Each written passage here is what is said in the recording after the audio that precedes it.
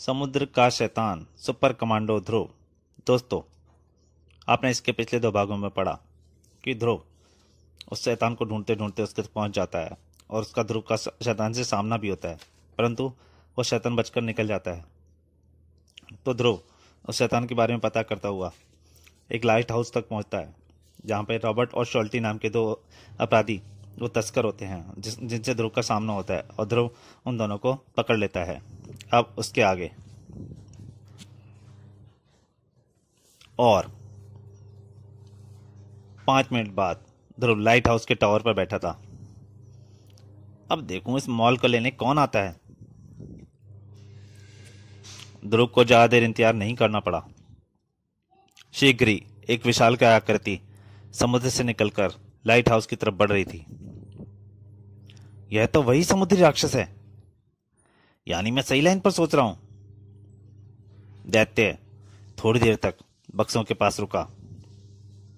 ना जाने क्यों आज उसे कुछ शक हो रहा था, लेकिन आखिरकार उसने वाटरप्रूफ बक्सों को खिलौनों की तरह बगल में दबाया और वापस समुद्र में घुसने लगा।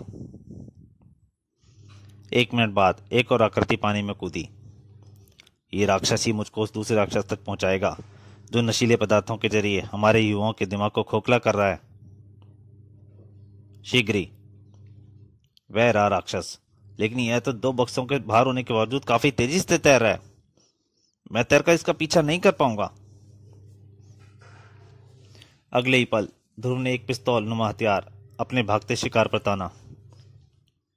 इससे निकलने वाला माइक्रो ट्रांसमीटर राक्षस के शरीर से चिपककर मुझे सिग्नल भेजता रहेगा और मुझे बिना इसका पीछा किए पता ओहो इससे पहले कि माइक्रो ट्रांसमीटर राक्षस तक पहुंच पाता, एक बड़ी मछली राक्षस के आगे आ गई और माइक्रो ट्रांसफर मछली पर चिपक गया। और माइक्रो ट्रांसफर मछली पे चिपक गया, इसको कहते हैं खराब किस्मत। लेकिन मैं भी तो गधा हूं। अगर मैं ये ट्रांसमीटर पहले ही बक्सों पर चिपका देता तो ये नौबत ही क्यों आती। लेकिन मुझे भी क्या पता था वह राक्षस स्पीड बोट से भी तेज तैरता है। अब तो वह भी नजरों से ओझल हो चुका है, लेकिन वह भागकर जाएगा कहां मेरे चंगुल से। माल रखने के लिए तो वह उस गुफा में ही जाएगा। मैं उसका पीछा वहीं से दोबारा कर सकता हूं। और यहीं पर ध्रुव कच्चा खा गया, क्योंकि गुफा में कुछ नहीं है। उस राक्षस को मार लेकर यहां पर कम से कम 10 मिनट पहले पहुंच जाना चाहिए था। लेकिन अगर वह यहां नहीं आया तो वह आखिर गया कहां। और मैं घूम फिर कर वापस वहीं आ गया। अब अगर 1 घंटे के अंदर अंदर मैंने अपराधियों को ना पकड़ लिया तो सारा खेल चौपट हो जाएगा। 1 घंटे के अंदर ऐसा क्या हो गया है? 1 घंटा तो यह समझाने में ही निकल जाएगा। पुलिस हेडक्वार्टर से कोई खबर आई है क्या? हाँ, रतन बासुरी ने बयान दिया है कि सिंगापुर प्राइड के कैप्टन ने उसे फोन द्वारा सौदा करने के लिए बुलाया था, लेकिन सौदा पटा नहीं और वापस आते समय उसे पुलिस और तटरक्षकों ने पकड़ लिया। लेकिन समुद्री राक्षस के बारे में कुछ भी जानने से उसने साफ इनकार कर दिया। ओह, यह सब तो मैं पहले भी सुन चुका हूं। इनमें कोई बात ऐसी नहीं जो अपराधी तक पहुंचने में मेरी मदद कर सके। ऐसे हिम्मत मत हारो ध्रुव। तुम इस केस के बारे में एकदम शुरू से सोचो। कहीं ना कहीं कोई ऐसा सूत्र जरूर होगा जिसे तुम नजरअंदाज कर गए हो। शायद तुम ठीक कह रही हो। देखो, सबसे पहले मैं दोनों लाशों को देखने उस तट पर गया। उस वक्त एसपी साहब ने मेरी बात नहीं मानी, इसलिए मैं और सबूत ढूंढने के लिए उस शाम मछुआरों की बस्ती में गया। उनसे बातचीत के दौरान मुझे पता लगा कि मशहूर समुद्र शास्त्री प्रोफेसर पाटिल का बंगला भी वहीं पास में ही है। मैं प्रोफेसर पाटिल से मिलने उनके बंगले पर पहुंचा। थोड़ी और मुश्किल के बाद मैंने उनसे मुलाकात हुई।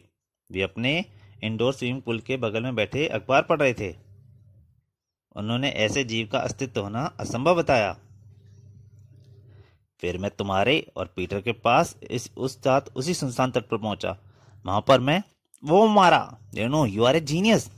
और मैंने क्या किया? तुमने मुझे वह रास्ता दिखाया जिसने मुझ में मंजिल तक पहुंचा दिया। पर हम जा कहां रहे हैं? ऐसे आदमी के पास जो मैं असली अपराधी के दर्शन कराएगा। बाकी बातें मैं तुमको रास्ते में बताता हूं, ध्यान से सुनो। और शिगरी। ये हम कहाँ आ गए ध्रुव? प्रोफेसर पाटिल के बंगले पर। देखो सामने ग्लास पार्टीशन के पार प्रोफेसर पाटिल स्विमिंग पूल पर बाहर बैठे हुए हैं। तुम यहीं मेरा इंतजार करो और जरूरत होने पर ही अंदर आना, वरना नहीं। बाकी सारी स्कीम तो ठीक से समझ ली है ना? तुम फिक्र ना करो, मैं तुम्हारा खेल नहीं बिगाड़ूंगी। अंदर। अरे ध्रुव, आओ आओ, नाश्ता करो। मैं नाश्ता ही करने जा रहा था। सुबह सुबह क्या काम पड़ा पड़ा मुझ गरीब से? मैं आपसे कुछ मांगने आया हूँ प्रोफेसर। मांगने? अरे हुक्म करो। तुम जैसे देशभक्त तो जान भी निछावर कर सकता हूँ। जान फिर कभी ले लूंगा, फिलहाल तो मुझे वे दोनों वाटरप्रूफ बक्से चाहिए। बक्से? हाँ, तुम्हारी टेबल के किनारे पड़े पानी ने मुझको खुद ही बता दिया कि दोनों बक्से इस वक्त कहाँ पर हैं। यानी तुम न जाने कैसे मेरे राज जान गए हो। तो बच्चे, तुम यह भी जानना चाहते होगे कि वे समुद्री राक्षस इस वक्त कहाँ हैं? लो देखो। प्रोफेसर पाटिल ने चुटकी बजाई। स्विमिंग पूल के तल में बने मैन होल के ढक्कन पर एक तरफ सरक गया और उसमें से प्रकट भयंकर आकृति प्रकट हुई, इससे पहले कि ध्रुव अपनी पलकें तक झपका पाता। आओ! ठीक वैसा ही हो रहा है जैसा मैंने सोचा था, जैसा कि मैंने अनुमान लगाया था। गॉड! धाड़! दैत्य ने ध्रुव को संभलने का मौका तक नहीं दिया। ध्रुव में मुसीबत में फंस गया है, मुझे उसकी मदद नहीं। वह मुझे रुकने का इशारा कर रहा है। मैं तुमको खत्म करना नहीं चाहता दोस्त। अगर तुम मेरा साथ दो तो जान भी बचा लोगे और माल भी कमा लोगे, वरना मेरे पालतू जानवर तुम्हारे इतने टुकड़े कर देगा कि इसकी गिनती करना मुश्किल हो जाएगा। ना मानने के अलावा और कोई चारा भी तो नहीं है। पर दोस्ती के नाते एक बात तो बताओ पाटिल, कि यह जुबा तुमको कहाँ से ले आए? जापान से। माउंट यानी हाका नमक ज्वालामुखी के पास के समुद्र से। उस वक्त मैं ज्वालामुखी के आसपास के समुद्री क्षेत्र में समुद्री जीवन पर छानबीन कर रहा था। इससे मेरी वहीं पर मुलाकात हुई। ज्वालामुखी की रहस्यमय गैसों के कारण ही इस विशाल भयानक और बुद्धिमान जीव का जन्म हुआ। इसके बारे में कोई कुछ नहीं जानता था। धीरे धीरे हम दोस्त बन गए। जब मुझको यह पता चला कि यह पानी से बाहर भी जिंदा रह सकता है, तो उस रात मेरी बोट का कैप्टन मेरे पास आया। उसने मेरे सामने इस जीव के जरिए नशीले पदार्थों की तस्करी की पेशकश की। मुझे भला क्या एतराज होता, मैं तुरंत मान गया। उसी कैप्टन के जॉय द्वारा मैं इसको भारत ले आया। वह कैप्टन माल को भारत की समुद्री सीमा के बाहर बने लाइट हाउस में रखवा देता था और वहां से मेरा पालतू जीव माल को मेरे पास ले आता था। वाह पाटिल, पर तुमने इसको पालतू कैसे बनाया? यह पता लगाकर कि यह क्या खाता है। यह एक ऐसी दुर्लभ समुद्री सियार का रस पीता है जो सिर्फ माउंट यानोहाका के आसपास के समुद्र में ही पाई जाती है। लेकिन मैंने इसको रसायनों की मदद से प्रयोगशाला में ही तैयार कर लिया। देखो। समुद्री राक्षस का सारा ध्यान अब अपने भोजन पर केंद्रित हो गया। ध्रुव के बदन पर उसकी पकड़ ढीली पड़ गई और ध्रुव ने इसका पूरा फायदा उठाया। धड़ाक! घाटा भी, क्योंकि राक्षस के सही से टकराकर जार प्रोफेसर के हाथ में फिसल गया। शीशे का जार जमीन से टकराकर चूर चूर हो गया। छनाक! समुद्री राक्षस के क्रोध में मानो घी पड़ गया। भागो प्रोफेसर, इसके लिए तुरंत दूसरे जार का इंतजाम करो। लेकिन यह आखिरी जार था। धाड़! हालांकि यह बचाने लायक नहीं है, लेकिन फिर भी इसको पुलिस के हाथों से जिंदा सौंपना जरूरी है। बाहर मामला गड़बड़ है, लेकिन ध्रुव ने मुझे अंदर आने का इशारा नहीं किया है। लेकिन लगता है पुलिस पार्टी को सिग्नल भेजने का समय आ गया है। तुम इसको रोक नहीं पाओगे ध्रुव। नहीं प्रोफेसर, यह जितनी देर पानी से बाहर रहता है इसकी ताकत उतनी ही कम होती जाती है। अगर मैं इसको स्विमिंग पूल के बाहर कूदने से रोक सकूं, वापस कूदने से रोक सकूं, तो मैं इस पर काबू पा लूंगा। लेकिन इस बार समुद्री दानव को पानी से बाहर निकले हुए ज्यादा वक्त नहीं हुआ था। आह! और भूख ने उसके क्रोध को और ज्यादा भड़का दिया था। अब पिस्तौल का इस्तेमाल करने के अलावा और कोई चारा नहीं है, वरना मैं या प्रोफेसर कोई भी जिंदा नहीं बचेगा। लेकिन समुद्री राक्षस की फुर्ती और लंबी पहुंच के आगे ध्रुव की एक न चली। पिस्तौल को उसने लात मारी। ध्रुव की आखिरी किरण भी खत्म हो गई। अब मैं इसको स्विमिंग पूल में कूदने से नहीं रोक सकता। आहा! समुद्री राक्षस पानी की ओर लपका, परंतु अब रेणु का धैर्य समाप्त हो चुका था। वह शीशा टूटने की कटु आवाज सुनकर पलटा। मेरा पहला काम इसको स्विमिंग पूल में कूदने से रोकना है। और अगले ही पल रेणु ने मोटरसाइकिल को गिरा दिया। टंकी से पेट्रोल तेजी से बहकर बाहर आने लगा और आग का एक छोटा सा अंगारा भी बहुत था। शाबाश रेणु! अभी आग के पास जाने की कोशिश नहीं करता क्योंकि आग से सभी जानवर डरते हैं। अब मैं इस पर काबू पा सकता हूं। ध्रुव अपनी सारी शक्ति समेटकर दैत्य पर टूट पड़ा। ध्रुव के शक्तिशाली वारों और आग के बीच गिरे राक्षस के दिमाग ने काम करना बंद कर दिया। उसकी शक्ति क्षीण हो रही थी। थकान से उसके पैर लड़खड़ा गए और वह आग में जा गिरा।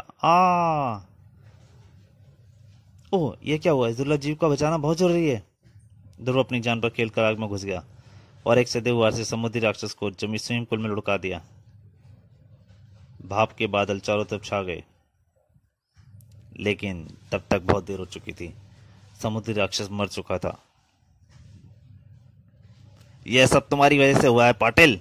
तुम्हारे नीच कामों के साथ देने के कारण इस दुर्लभ जीव को जान गंवानी पड़ी। यह सब क्या हो रहा है ध्रुव? आइए सर, इनसे मिलिए। ये हैं प्रोफेसर पीपी पाटिल, आपके असली मेहमान। यह झूठ बोल रहा है एसपी साहब। मेरा इन बक्सों भरी ब्राउन शुगर से कोई वास्ता नहीं है। यह लड़का मुझे फंसाने के लिए खुद ही इन बक्सों को यहां लेकर आया। शांत प्रोफेसर, शांत। यह तुमसे किसने कहा पाटिल कि इन बक्सों में ब्राउन शुगर भरी है? तो इनमें क्या है? इनमें है तुम्हारे काले कारनामों के 2 गवाह, रॉबर्ट और शॉल्टी। ब्राउन शुगर तो वहीं पुराने लाइट हाउस में रखी है। अब समझी रेणु कि मेरे पास सिर्फ 1 घंटे का समय क्यों था। घंटे भर में बक्से में बंद रॉबर्ट और शॉल्टी होश में जरूर आ जाते। फिर ये पाटिल को सब कुछ बता देते और हमारे पहुंचने से पहले ये लोग सारे सबूतों को ठिकाने लगा देते। प्रोफेसर पाटिल ने भी समझ लिया था कि अब निर्दोष होने का ढोंग करना बेकार है। यह बंगला और स्विमिंग पूल मैंने खास तौर से तस्करी के लिए बनवाया था।